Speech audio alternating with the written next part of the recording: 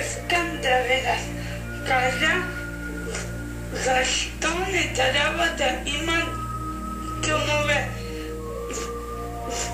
Защото аз имам опит и това са нещастни деца.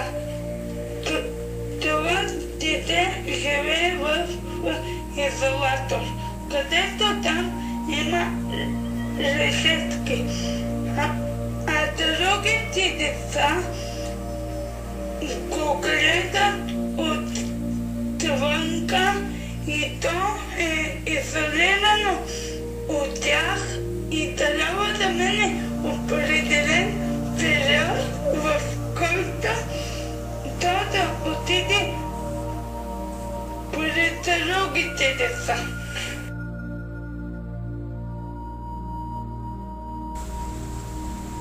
Žena nutila, my jsme to nechtěli, ona nás mlátila.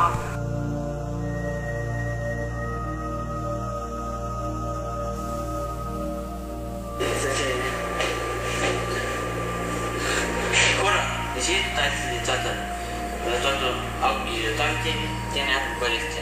Това то правило четвърто от една декларация. Аз вярвам, но в това ми стане. Дете patrzy do rodziny.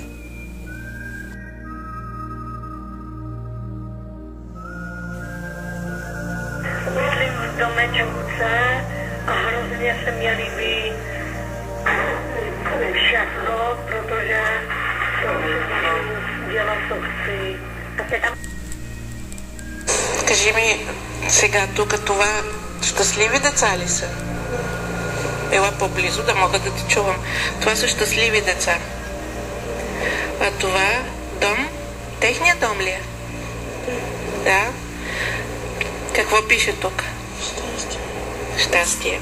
Всички деца трябва да живеят в свой дом, нали? Да. Добре, благодаря ти. Много съм едно щастливо семейство, защото смятам, че на всяко дете мястото му е там, сред своите близки родители, братя и сестри.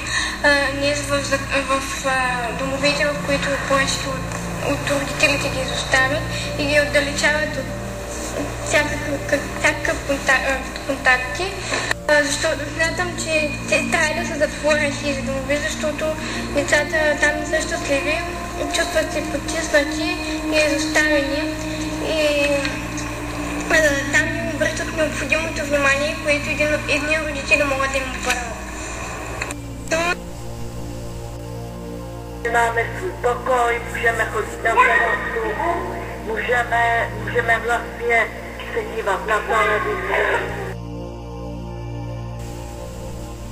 Че децата не трябва да са в институция, защото там са нещастни.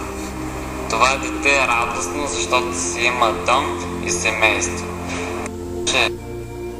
Mě štvalo třeba, když jsem dřív bydlela v domově, takže jsem nemohla třeba na vycházky chodit a kdybych chtěla třeba jako večer nebo... Институциите трябва да бъдат затворени, защото децата не получават обич, подкрепа, разбирателство. Аз мисля, че децата трябва да имат щастливо детство.